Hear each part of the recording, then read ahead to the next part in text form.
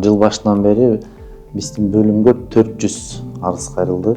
400 арыздарды биз азыркы учурда карап, бардыгына мыйзам чегинде иш алып барып жардам берип атабыз. Карап укугу бузулгандардын баардык мыйзам чегинде аткарып атабыз. Укугу бузулган эң көп азыркы учурда бизге жанагы сапаты начар товарлар боюнча, мисалы күнүмдүк, мисалы телефон алса, же холодильник, же кандайдыр бир телевизор, ушундайлар боюнча көбүнчө кайрылат. Сапаты начар депчи, ошону карап берип коелу деп. Андан кийин кээ бирлер болсо жанагы супермаркеттердеги баалары туура келбей алган боюнча да кайрылат, ошолор боюнча биз иш карайбыз. Биринчи бизге арыз түшкөндө биз баардык тастыктоочу документтерин сурайбыз. Тастыктоочу документтер менен бизге келет, ошонун негизинде карап, эгерде чын эле укук бузуулар бар болсо, биз эки тарапты чакырабыз. Бул жакта териштирүү жүрөт. Териштирүүнүн негизинде карап, биздин комиссия түзөбүз. Комиссиянын жетекчилик болот. Жетекчилик чечим кабыл алат. Эскертүү беребизби, же өздөрү ич-чара бүтүрүп алабы? Эгерде эскертүү бере турган болсок, биз 30 күнгө чейин убакыт беребиз. 30 күндүн ичинде керектөөчүнүн укугун, жанагы товар мисалы сапаты начар болуп калып алмаштырып бергиле, же ошол мыйзамды бузуп аткаргыла депчи. Эгерде 30 күндүн ичинде биз берген эскертүүнү аткарылбаса, анда Кыргыз Республикасынын укук бузуулар кодексинин негизинде биз айыппул салабыз. Айыппулдун көлөмү 17 000 сом. Эскертүү негизинде айтып атабыз. Ар бир беренелер бар, айыппулдар. Эгерде мисалы сапаты начар болуп бизге кайрыла турган болсо, жанагы заводдон чыккан сапаты начар деп коет эмеспи? Эгерде бул боюнча эч аныктала турган болсо, анда 14 күнүн ичинде булар алмаштырып бериш керек. Эгерде оор техникалык деп коет эмеспи? Аларды келгенде биз жанагынтип айтып атпайбызбы? Териштирүү жүргүзөбүз, бул жакта отурум болот, ошонун негизинде биз экспертизага жөнөтөбүз. Экспертизанын жыйынтыгында эгерде чын эле сапаты начар дей турган болсо, анда бул экспертизанын жыйынтыгынын негизинде сразу алмаштырып бериш керек да. Алмаштырып бериш керек, же болбосо акча каражатын кайтарып бериш керек. Керектөөчүлөрдө ар кандай эме болуп калат. Мисалы, мага акчасын бергиле, акчасын кайтарып бергиле, же болбосо товарды алмаштырып бергиле дейт. Ошонун негизинде биз баягы сатуучу жакты чакырабыз. Сатуучу жак болсо, мен алмаштырып бергенге даярмын, же болбосо акча каражатын кайтарып бергенге даярмын дегенде аткарылса, укук бузуулар жоюлса, биз ошонун негизинде арызды жабабыз. Сатып алынган товарлардан мөөнөтү бар болсо, мисалы 1 жылга берет, 6 айга берет, 5 айга берет. Мөөнөтүнө жараша, мөөнөтүнөн эрте бузулуп кала турган болсо, анда кайрылса болот. Кайрылып, биринчи сатуучуга кайрылып, ич-чара чечиш керек, чечишип алалы деп. Эгерде ич-чара чечишпей калса, анда бизге монополия каршы жұмыс алуу кызматынын керектөөчүлөрдүн укуктарын коргоо бөлүмүнө кайрылат. Биз арыз менен карап, ошонун негизинде ишти алып барабыз мыйзам чегинде. Керектөөчүнүн да укугун да коргойбуз, ошондой эле сатуучунун да укугун коргойбуз. Биз ошол себептен жана экспертиза деп атпайсызбы?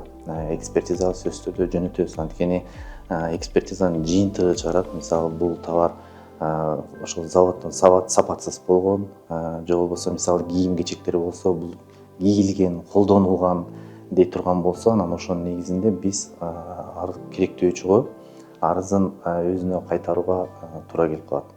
Себеби анткени ал экспертизанын жыйынтыгында жазылып турат. Бул кийилген, же болбосо сапаттуу, керектөөчү бузуп алган, ушундай сыяктуу кылып чыгарып берсе, ошонун негизинде анан жооп беребиз. Этикеткасын алса, кесип алып салса, бул болбойт. Кээ бир керектөөчүлөрдө бар, мисалы, кийимди алып кетет, этикеткаларын үзүп коет, кийип көрөт, кийип көрүп бир жака кийип барып, анан кайра келип 14 күн ичинде алмаштырышым керек дей турган болсо, эгерде сатуучу аны карап көрүп, ал товарын билет да, саткан товарын. Анда товарында жок, бул кийилиптир, бул этикеткаларын алып салыптыр. Ошол себептен мен муну экспертизага алып барышым керек. Керектөөчүлөрдүн укуктарын коргоо жөнүндө мыйзам 17 беренесинде жазылган. Экспертизаны саткан сатуучу өткөзүш керек мыйзам чегинде. Бирок ошол учурда экспертиза өткөзүп атканда керектөөчүнү да чакырыш керек. Эгерде керектөөчү жок, мен бул жактарга ишенбестик көрсөтпөйм, мен өзүм өткөзөм дей турган болсо, анда деле ошол керектөөчүнү сатуучуну чакырганга туура келип калат. Экөө биргеликте өткөзүш керек да. Териден жасалган шубалар, алтындар бул кайтарууга жатпайт.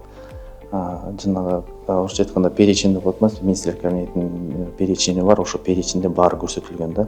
ошол жакта кайсы товарлар кайтарылбайт, кайсы товарлар кайтарууга жатат, ошол жактар көрсөтүлгөн.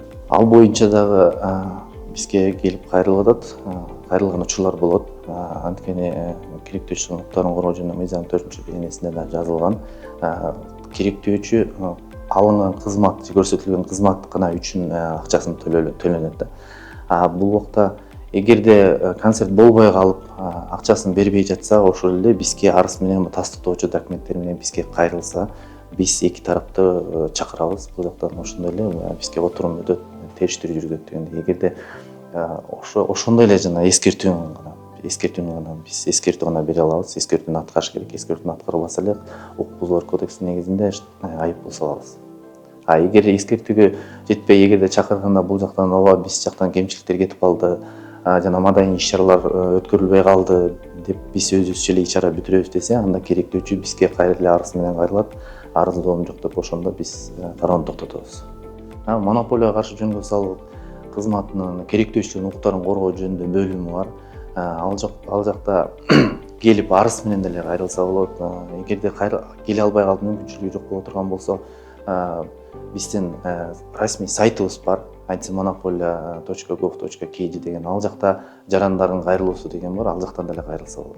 Дистанттык сатып алууда ооба бизде керектөөчүлөрдүн укуктарын коргоо жөнүндө мыйзам 24-1 деген беренеси бар. Ошол беренесине такап биз ал жакта деле арыз менен кайрылса, ошол эле учурда тастыктоочу документтер менен бизге кайрылыш керек. Андан да карайбыз. Бирок бөлөк учурда бизде Кыргызстандын аймагында 14 күн өтпөй бул дистанттык болгондо, бул дистанттык 5 күндүн ичинде артка кайрылыш керек. Ошол сатып алган товары эгер ал кишиге жакпай кала турган болсо, сапаты начар болсо, анда 5 күндүн ичинде кайтарып бериш керек. Ал жактагы акчасын кайтарып бериш керек. Эгерде кайтарып бербей аткан болсо, ошондой эле бизге арыз менен кайрылып биз карап беребиз. Ошол эле учурда мен биздин керектөөчүлөргө да кайрылып кетет элем. Дистанттык төлөө же буйртма берип атканда баардык ал жактагы келишимдер менен таанышып, келишимдерди окуп, анан кол коюп, анан буйртма берсе деп суранат элек. Себеби бир кезекте болот, таанышпай эле буйртмасын берип алат. Ал жакта билбей калышы да мүмкүн, кайсы убакта келет, канча убакта келет, ошол себептен билбей бизге кайрылып калышат. Мен бир ай мурун заказ буйртма бердим эле, бир жума мурун буйртма бердим эле, келбей жатат биздин товарларыбыз деп. Ошолордун баары аткарылыш үчүн ал жактагы келишимдер менен таанышып, кол коюп, анан буйртма берсе деп чакырып. Азыркы учурда модель деп коет эмес, модельдерин айтпай эле коеюн. Көбүнчө бизге телефондор келет. Телефондор баягы куралган, коробкасы сатылып алынган, ичинде телефондор Кытайдан же болбосо кандайдыр бир жактан чогултуп келип, анан сатып, жарандарга сатып, ошол боюнча көбүрөөк кайрылып келет. Калган товарлар боюнча баардыгы эле жакшы. Ал боюнча дагы укуктары боюнча биз чыгып, биздин бөлүмдөр бар. Биз дагы мониторингке чыгып, түшүндүрүү иштерин жүргүзүп турабыз. Ал жакта сөзсүз түрдө алынган товарларга оор техникалык деп атпайбызбы, ошолорго сөзсүз түрдө кепилдиги болот. Ошо кепилдик кагазын сураш керек сөзсүз түрдө. Жанагы патент, азыр патент жок болуп атат, бирок чектери жок болсо, патенттер болсо кандайдыр бир документтерин сураш керек. Кепилдик документи ал сөзсүз болуш керек. Кепилдик кагазы болсо, ошонун негизинде бизге кайрылса, биз деле жардам беребиз. Базарларда, базарбы, супермаркетпи, анын айырмасы жок. Кандай бизге жаран кайрылса, биз сөзсүз түрдө жардам бергенге милдеттүүбүз.